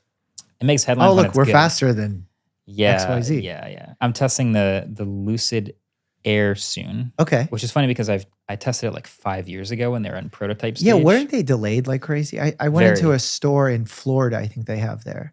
Yeah. in So Miami. they're starting to ship them, and they're like a huge luxury sedan, which Yeah. is cool. But they also have 1,000 horsepower for some reason. Why? I don't know, because they can. Electric cars can. You just got to do something different, basically. So yeah, there's a fun overlap, and I think the performance cars are where you see the most contention. But yeah, the Nissan Arias of the world. I don't even know what that is. What's a Nissan Aria? It's like picture the Model Y, but by Nissan. Okay. And then picture that, but by like every other company, the Volkswagen. That's the ID4. Okay. Or the one that I really like is a Hyundai Ioniq. It's I feel like I just saw one of those on the street the other day. You start seeing it's cool. them. Yeah, they're pretty popular now. And that's like that's the thing that USA loves is their nice little crossover or something like that. So that's what a lot of EV makers are making here. Yeah, I'm with you. I love sports cars. I used to have an R8 Spider, and then that's an engine. Yeah, it was V10. Yeah. It was beautiful. I love that car. But then I got my big dog, and I just felt bad sticking him in the front seat. Yeah, yeah. So now I have the Lambo Urus truck. Yeah, and it's funny because I think, oh, I'm in a Lamborghini. It should be really fast. But then, like, your car will smoke me. Yeah. So it's funny. It's interesting. Yeah, that's the one funny part about EVs is like the highest end, fastest EVs are all faster than their equivalent at the same price in a gas car. Like the Plaid is the fastest production car ever made, and it's 150 grand. It smokes $2 million cars regularly. Yep. That's weird. And it's a family sedan. Like it doesn't make any sense. But I think the Tesla Model S is one of the best overall daily drivers because the things that you really like about a car after the performance, which are just like it's quiet, it's comfortable, it goes for a long time on a charge, it can charge up quickly, relatively, and it's high tech. The experience on some of these dash systems are just terrible. And that one is solid. Yep. It's like everything's fine. It's very Apple, the screen. There are a lot of parallels with Tesla and Apple. Yeah. A lot. Like a shocking amount. Yeah. Okay, so what's your dream car, like, coming up? Upcoming, that I know is upcoming. I know you drove, what's that blue car that's downstairs literally right now? The Rimac? The Rimac. Oh, that's here. Yeah. Yeah, it's Rimac, literally downstairs. I drove the Concept That's the one you drove, no? That's the one I drove, yes. Yeah. I chipped the windshield. No. Yeah, I didn't chip the windshield. The car in front of me, shooting me, driving, kicked up a rock that hit the windshield as I drove behind them. Well, that's like the less expensive thing to fix. We replaced that. Yeah, that was not cheap. It wasn't? No, but I had to pay for it. I signed it up. I signed up for it. I got the insurance. I made it. It was fine. Wow. But that's because that car's like 1.3. It's a $1.5 million car. It's funny. They made 8 ever. Wow. So like, that's I think the only one without an owner. Weirdly. Wow. But now that same company made the Concept 2, which is the Nevera, and that is the only 2-door like proper electric sports car. Yeah. It's $2.5 million. Yeah. I'm never going to drive one. But that thing looks sick. I mean, don't say never. Why wouldn't you drive one? Or maybe I'll drive one someday. Yeah. Maybe. You drove a $1.5 million one? There's something about like, I've driven a lot of very expensive cars. And I think once you get into the 6 digits, it just doesn't seem like a car anymore. It seems like you're driving this like piece of jewelry or something. And you're afraid to do anything, like get close to a curb or another car. It's just like, it kind of feels like it ruins the experience. Like I drive my car like a normal car. A utility car. Yeah. And I'm not like afraid of it or anything like that. And I think when you get in those like astronomical prices, it starts to feel, for me, a little bit anxiety, crazy, a little anxiety inducing. Yeah. So, but that's probably the car I'm looking forward to eventually driving the most. That thing. Because I think they don't have it downstairs. They have it a few blocks away at Manhattan Motor Cars. I saw they were promoting it. But what's going to happen when the traditional brands, Lamborghini, Ferrari, and all switch up to EVs? Do they just rock the world of Tesla and all these other cars? I have my opinions on that. Some of them have sworn they're not going to do it. Like Bugatti, which they just merged with Rimac, but Bugatti makes Bugattis and whatever. I think pretty much all of the major car manufacturers are going to eventually start to have to make EVs because that is the sustainable future of transport, and that's great. My question is, when will they get good at the software that Tesla's so good at? Because Tesla makes really great software and they're all optimized, but their cars are like not the best built in the world. So it's like, do you think Tesla's going to get good at making cars, or do you think GM or all those other companies are going to get good at making software? Which one is more likely? They'll probably come out on top.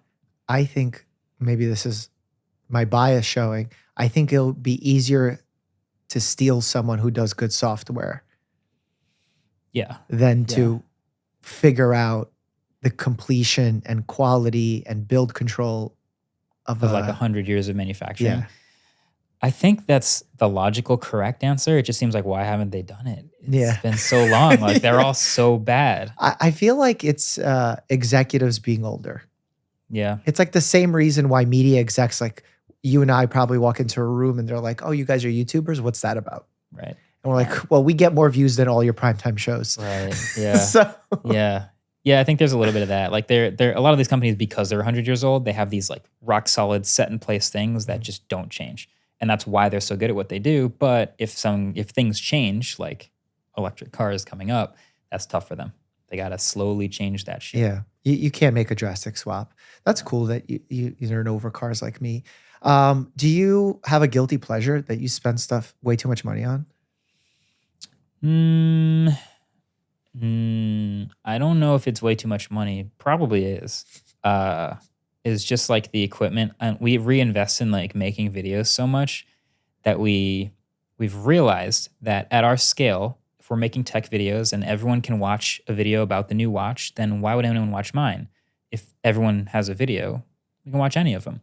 We're trying to do things that other people can't do in their videos. And we come up with these ideas, and some of them are very expensive. Some of them might involve like a robot with like a camera on the end of it, just moving, doing crazy shots, but they're really fun. Okay. So I'm willing to justify that expense because of the end result of the video being that's a business unique in thing. some way. Yeah. I think we do pay a lot of it. Well, I think that's a Mr. Beast move. You're reinvesting into the final product in a way. Sure, yeah. But more than necessary. Because it's not. we buy, like, If you weren't crushing it, you could say more than necessary. But yeah, that's fair. Yeah.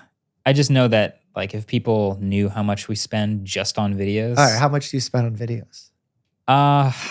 It's like the robot, for example, was $250,000 for the robot, just for the robot. It comes with like software. We pay for maintenance, we pay for updates and all that stuff. Just for the robot that sits there with 3,000 pounds of steel weights on the ends of it. By the way, Dan, don't get any ideas. It's pretty nuts.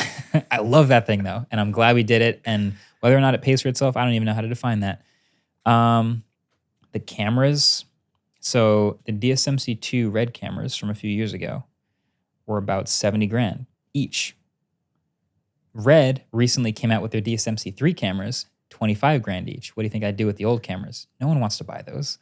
I traded them in at Adorama, and I got like 10 grand for them. Wow. Gigantic what a L. drop. Huge L. Wow. But like, That's worse than some of these NFTs out here. yeah, it's almost as bad as some of the NFTs.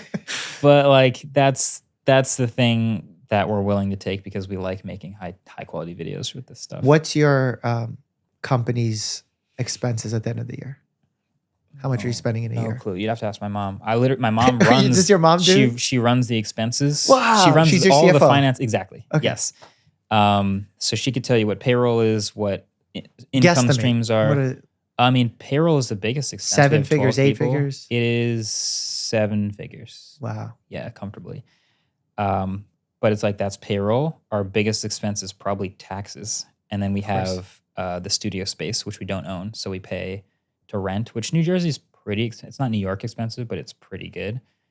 And then we buy a lot of devices. We buy a lot of equipment for making the videos. And then we have the once in a while like robot arm thing happen. So yeah. But that makes it worthwhile. yeah.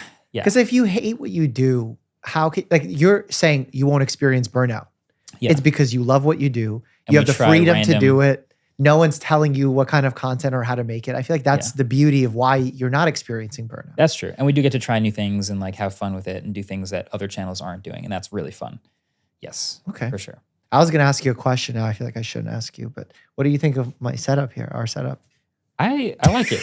I like it. So podcast, we have a podcast set up as well. Yeah. It is the smallest room in our space because it's the best sounding room. Mm-hmm. You also have nice looking podcast studio, which is a bonus. Some of them are not made for video. You just set up the mics and you're done. So this is nice.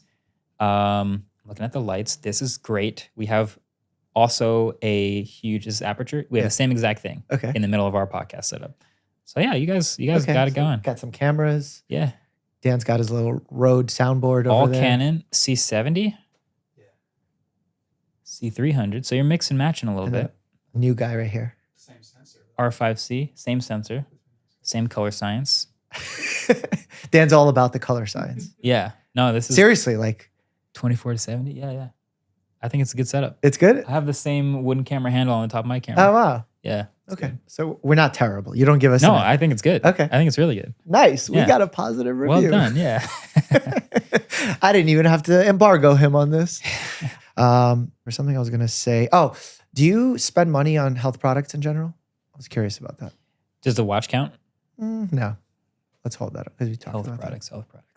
Daily multivitamin. that. Like, do you do any kind of supplements? Anything you No, need? just protein, regular, basic. Yeah, I don't really. I guess not. Are you I a guess coffee drinker? None. Wow. Zero. Yeah.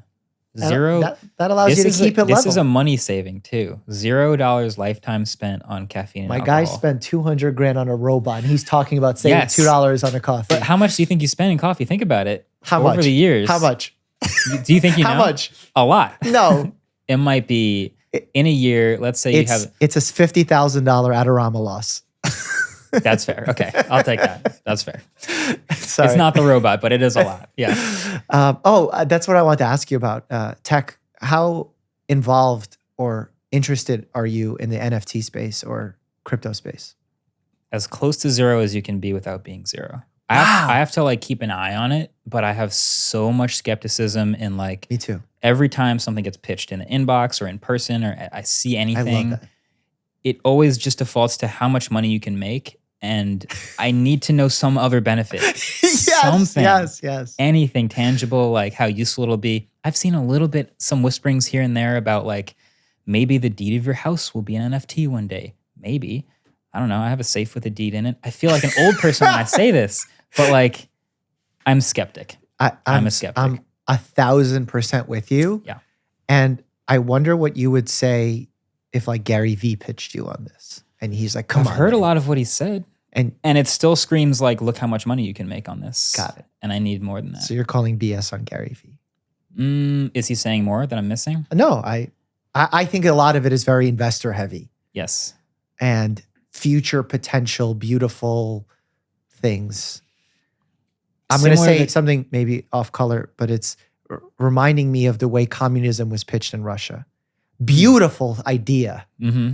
to us. Beautiful. We all work for a common purpose, common goal, and everyone's equal, but then the people on top are actually skimming off the top and screwing the people on the bottom. Yeah. So Yeah. It reminds me of crypto, which was like, I understand the benefit of blockchain. I understand why Bitcoin exists and can be used, but is it actually the future? A little bit of this with VR too. I'm working on a video about the metaverse, which as you can imagine has its skeptics. I am one of them. But we have many similarities. Yeah, I've been trying the stuff. I just tried the new Meta Quest VR Pro headset. Ooh. Incredible piece of tech. Really, really cool, like when it works. But how am I going to convince anyone to buy it? Like, is there a real reason You will, would but wanna it'll sit in spend their time? closet after the first. Which is use. most people. And I have a Quest and like I use it sometimes and I'll like give it to my mom and it's fun to watch her try it. Yes. And then it's like, okay, back to the closet. It's novelty. Yeah. It's novelty. I would say it's fair to call crypto a novelty. And we've seen it go up and down. And I thought I own some Mhm. Crypto because this is why I never liked crypto. I used to play poker back in the day, like college days. And my degenerate poker friends were the first ones that introduced me to Of it. course. And Of they made course. so much money. Of But I bought course. some because of them. So I made some money too. And I'm grateful for them for that. Yeah. But But that's what it feels like. That's It's what it feels gambling like, and yes. like, can I make some money off of this? yes. Am I going to strategize? All of the strategy and talk that I get pitched about crypto is about how much money you can make off of it. I'm not here for that. Please give me something else. Yeah. And there's beautiful tech aspirations to it that sound, there's a lot of terminology Agreed. that's thrown around Yeah. to confuse people, much like in the healthcare space where people promise things and make wild snake oils, miraculous product pitches. Yeah. Are In there, biohacking. Oh, is there a big overlap of like tech and like biohacking type like products that people should avoid? I feel like there's a lot 100%. of stuff. so much. Okay. But the watches aren't one of them. We're good. No, the watches are actually the benign version of it. Okay. I think it's when the biohacking people start saying they let they make it sound like we know more than we do. And I'm never poo-pooing them for wanting to know more or saying I know better. It's me saying I know what we know and we don't know this. Okay. Yeah. You know what I'm saying? Yeah. We just don't know this. Like the claim you're making, we don't know that. Right. So there's products, like we just got pitched a product to do an Instagram story for that's supposedly to help with meditation that will vibrate in a way that will stimulate your vagus nerve. Of course. And I'm like, yeah, it sounds beautiful. It may even work. It reminds me of those like bracelets people used to Yes. wear to like balance your The energy ions. and all that. The Yeah. ions Yeah. and negative, positive. Oh yeah. of Baseball course. players love those. For some reason. I don't know because why. they're probably the most super It is a superstitious yeah. sport. Okay. That actually tracks. Yeah. I don't watch baseball, but I understand how that would be a Well, because it's like a very number heavy game. You get into a slump, you're like, shit. Right. You start hitting home runs, you're like, I'm wearing this thing. yeah. Okay. That makes sense. Yeah. Or start using steroids. Sorry, baseball. Boxing, same thing. So Yep. it goes around. Is there a PED use in Frisbee? Oh, you're gonna start testing your PED? teammates now? To be fair, the world championships, you do get tested. Get out. Randomly tested. Whoa. So it is the cleanest sport. potentially. Because Yeah. I don't think that happens. In a lot of sports, that's probably it was one person randomly on the team, and they wouldn't tell you who it would be or when. So like everyone theoretically was clean. One person gets tested. One person got tested. Has anyone ever got caught? Not that I know of. God, I wonder what they would use. To just run fast and jump higher. There's a lot of stuff. For Yeah, that. I guess you can. I don't think it's at that point yet. Okay. I mean- the money is probably what is an Yeah. average professional Frisbee player make? It's semi-pro. Like everyone on the team has another job. What's the you mean like the money is lower Right. when it's semi-pro? Okay. Yes. So like what does that mean? Meaning like $20 a game. Like you're getting Oh, that's It's not semi-pro, that's mini pro. instead of being That's out tough. of pocket, it's net zero. That's really what it is. Wow, 20 bucks. I mean, I had sparring today and I paid my sparring partners $20 a round or something. Right. But you paid.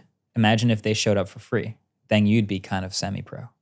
Kind of like that. Like in Club Frisbee, it's expensive to play. Everyone has to fly to these tournaments. There's a tournament in Boston, and then there's one in Denver, and then there's one in another city. And like the whole team has to fly there, get housing, get your equipment, your jerseys, you pay for that. Maybe get a jersey sponsor, but like you're out of pocket thousands of dollars to play a season.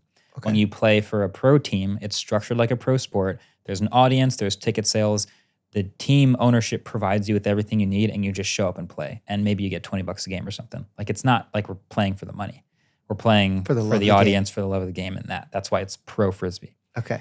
But no one's full-time job is Frisbee. Okay, so 1 to 10, what are the odds of you owning a team in the future? Or the league? If I want specifically to do that, because it depends on if I think it's a good financial investment. No, Will it you make do money? Your robot is not a good financial That's investment. fair. You I'll love own a it. team. Yeah. No, it would be fun. What would you call the team? Well, the existing teams are good. I think I would just buy into a good Team. organization. Yeah. But if you had to name a team? A lot of them are named. I don't know. I play for the New York Empire. That's a good team name, right? Like there's good Empire. That's pretty good. I mean, that's pretty generic. in a world of the Big Apples. So Frisbee started in the 60s, and there were some bad team names up until like the last 10 years where they were like bad, like problematic? Yes. Ooh, like Yeah. what? Oh, I mean, Say 'em. I could Google them and like. no, put them on blast. It's not like they exist. It's not though. like it's like Washington Redskins bad. It's not like Oh, it's not. Okay. yeah. I mean, It's not. Not to say that Washington Redskins wasn't a problem, but I Yeah. wonder what Let is me it. see if I can find some examples of. Like the good ones now are reasonable. 200. I don't know. What did you Google? I'm I curious. Googled Ultimate Frisbee team names, but that's not going to help me find the problematic ones. canceled. Let's try that. Has a Frisbee team ever been canceled? For sure. For sure. I don't want to call them out because then I'm going to get called out for calling them out. It feels fine, like punching call them down. out. There are, if you look it up later, Okay, I'll look it there up. are some pretty Look it up at horrific home college Ultimate and then leave Frisbee. comments on their Instagram page. Yeah. I sent you. Okay, fair. So what would you name them? Let's go with the New Jersey. Oh, here's one. I used to play for a now defunct New Jersey pro team called the Hammerheads. That doesn't make any sense. Why? So, because there's no Hammerheads in New Jersey, right? I mean, think they're cool. They're cool, but like it should. There aren't any commanders in Washington. That's No, I'm fair. sure. No, Oh, there's no, there could be. no. Yeah, there are. No, there don't. No, I would go. There's no like Giants in New York. New Jersey. What is there a lot of? New Jersey Pollution. potholes. We do the potholes. That's actually That'd a be our dope team name. See? And we'd have a sick mascot that's just like huge craters all over him. It's very basketball. Yeah. Remember that movie? Yeah. That'd be perfect. Okay, so let's do our lightning round here. All right. Whoa. What is my phone doing? You got the purple one. I did get the purple one. Nice. Very nice. What's one thing your body does that not everybody else's body does? 199 BPM max heart rate. Okay. Yeah. And resting 40. And resting 40. That combo. Okay. Yeah, I would actually say that's rare. Okay. That you have such a low resting heart rate. Yeah, you can get it up real high. Because a lot of people who have such a low resting heart rate have to really struggle to get a higher heart rate. I have friends that like are at 40 and never go over 165, which is crazy. But yeah. Okay. So that means you're really fit. How far can you run right now? I'm just curious. That's a good question. Can you run a marathon? I don't know. I used to just run 5Ks for fun without training, but that was like 3 miles or whatever. Yeah. I think I could run I'm putting myself on the spot. Half. I think I could do a half marathon. Okay. Yeah. We'll do it after this. Okay. What's one thing you would do if I, as a doctor, could guarantee you wouldn't suffer any medical consequences? What's one thing I would do? I'm like, I have the potion to prevent any medical consequences. Knees fixed forever. But what would you do with those knees? I would play a lot more. I would be so, because you right would now, join every pro team. I would be so happy. I would just be happy. I would be so happy. Does your knee bring you sadness? It brings me pain equals sadness, yes. Oh. Which, you know, it would be nice if after a practice I didn't like sit down and ice my knees and sulk. Do you do for an PT? hour. Yeah. Okay. Yeah. But it's like down from its previous peak of pain, but it's not at zero. Mm. If you just give me 18-year-old knees, okay, I would do anything. I'll work on that. Yeah. What's one silly thing you wish you could change about your body? Your knee. Yes. yeah. Okay, got it. Yeah. Have you ever almost died? Yes. I had pneumonia once. I was in the hospital for a few days for that as a kid. Mm-hmm. It was that bad? You almost died? Yeah. Well, bacterial? To me, I don't know the details anymore. I just know I was in a hospital for several days and that was pneumonia, and that's a thing that I did once. Okay. Well, I'm that's glad antibiotics I think exist. that's the closest I got, probably. Wow. Yeah. No car accidents or anything like that? No. I'm surprised with your testing all these fast Safe, vehicles. very safe. Very safe. I never crash cars. No, no. You've never been in a car accident in your life? I was once. Okay. And I got hit by a truck on a highway, but it was like a swipe where I was on his right side, kind of a blind spot type situation. He went to merge, didn't see me, and I remember driving, just feeling like, and like he comes all the way up to the driver's side door with his car before he realizes he's even touching anything. Those rigs are huge. You don't even see anything. Course. So I was fine, but that was bad for the insurance. I once crashed my Audi TTS that I had because of a spider. In the car? Yeah. Oh, no. And not because I was scared of it. Tough. Just trying I went to kill it. Yeah. And as I killed it, I hit with my right side, the left side of the parked car. Dang. Yeah. You know how embarrassing it was telling firefighters, police officers, what happened? My Russian father? It was because of a spider. The insurance company. But if you just say it was because of the spider, they're picturing you freaking out because of a spider dangling. You should be like, I was trying to murder an intruder and I was distracted. And I made my dad go in and see the dead spider on the console. Okay, and he's like, I don't care. He blamed it on texting. I'm like, my phone wasn't out. What's the biggest piece of looming tech you think will make the largest and most immediate impact on our daily lives? That's a golden question. I'm tempted to say when Apple enters a new space, they usually make a pretty big splash, and they are rumored to be coming out with a VR headset next year. I think it will work best with Apple's ecosystem of products, which a lot of people in the US have, the iPhone, for example. That could be the thing that convinces people about VR. Could be. Huge could. It could also not. Did you see the interview with Zuckerberg with Verge? Yep. What are your thoughts? He's like, oh, Apple with their privacy thing is being so... I think he's right. I think well, yeah, it's a business world. Yeah, like he acts like he's... It's like no one one's... pot calling the kettle black. Yeah. Yes. Fully like... Apple does things all the time where they'll have the public reason and then they'll have the coincidental business advantage that it just happens to work out in their favor. Yeah. Yes, that's a common thing. Okay, fair. Yeah. But he didn't look threatened.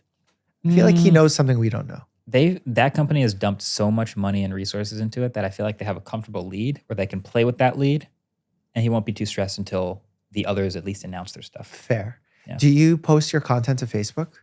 I do. I work with a studio that does. Oh, Jellysmith They or cut down something? stuff. No, Studio 71. Oh. But they do the same thing that Yeah, they yeah, would do. I've talked to them before. Yeah.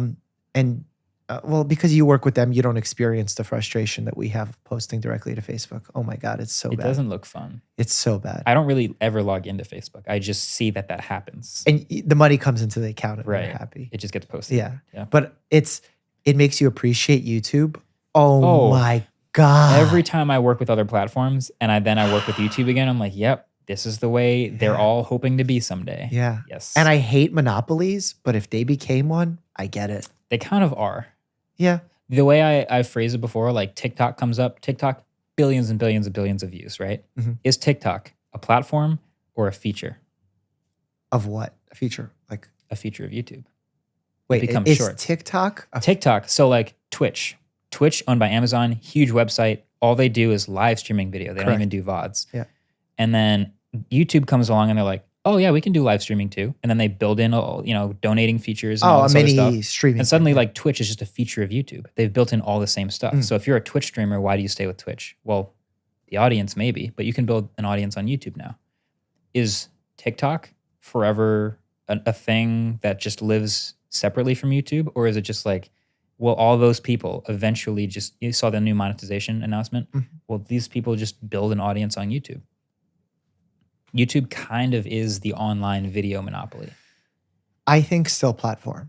Whether or not it has longevity Yeah. is maybe a different question, but I think it's a platform because of demographics usage. That's true. Fair. Because like some of my people that I talk to, my patients, my younger patients and my nephews, they don't really use YouTube in the way that they use TikTok. So Right. I think because of that, it's a platform. Yeah. And they, even when they reference YouTube, they say TikTok. And people that come up to me on the street, you're the TikTok doctor. Or I announce my boxing fight on Showtime and they're like, wow, you go from making TikTok videos to being a boxer? And I'm like, what? That might be because of discoverability. Like that's where they found you. Maybe. And they might also know you make YouTube videos and we're doing that first, but like, oh, I found you on the TikTok thing. So they I feel like once you pass 10 million on YouTube, you should be a youth. But it's funny, I run into the same trouble with like on TV when I do like nationwide television, they call me a YouTuber. Right. But then like Keemstar will do a video about like boxing and he'll mention me and he'll call me the TV doctor. And I'm like, wait, none of this makes sense. Yeah, well, you're so multi-platform that you just can't nail it down. I don't have Where a is home he from? anywhere. Where is he from? Yeah. But that's what I'm saying. Like, so I think it's somewhat of a platform, but I could be wrong. Sam, you threw in the guilty pleasure. What gives you anxiety these days? Not making videos that are good enough. Like I for the longest time I've had a vision of how good I want the videos to be, and we've been working towards that vision. But it is very much a moving goalpost, and I don't think we'll ever make videos as good as we want them to be. Whether that's anxiety or just like self-inflicted pressure or whatever it is what it is. But like, I sometimes stress out about like, I don't know. I really want to be able to explain this thing in a video, but I don't know if it's good enough. Maybe it will be someday, but that's the thing that I most think about usually. Mm-hmm. Yeah. How do you talk to yourself about it or others? Do you have a coping mechanism that you find successful? Not really. I guess it's like there's some, I mean, inevitably you get people who are just like, oh, I like your work. And that's like, okay, good. It's still good. That's so is it nice. a numbers thing that you look at? No, it's more of like the sentiment overall. I think you can sort of do a sort of basic sentiment analysis if you read enough things of like how people feel about a thing at a certain time. And it's generally pretty positive about any new stuff you're doing. Like, oh, you're doing a class. Cool. It's a positive thing. Oh, you're doing a new thing. That's cool.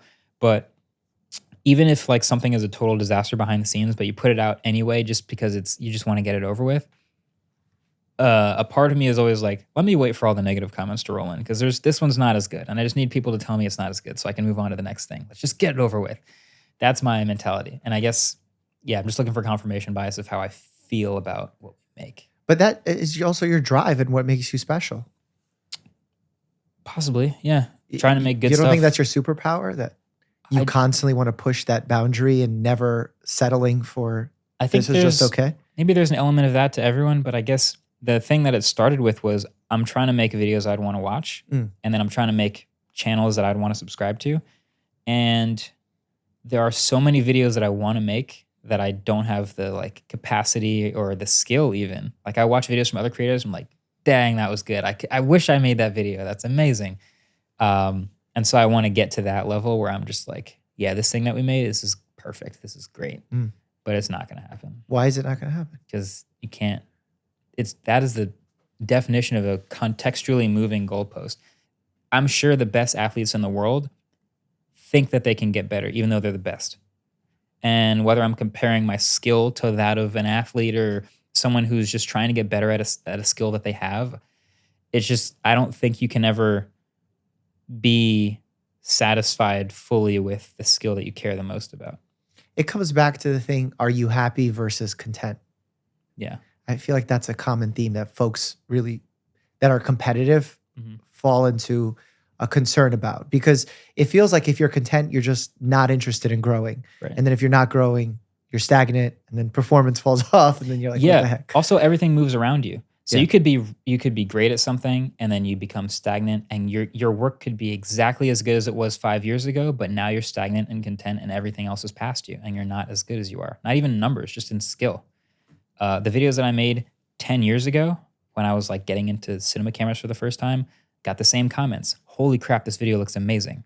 If I put up that video today, wow, this looks bad. This is bad. Well, that's good. Okay, so then the final thing is 10 years from now, where's Marques? Tough question.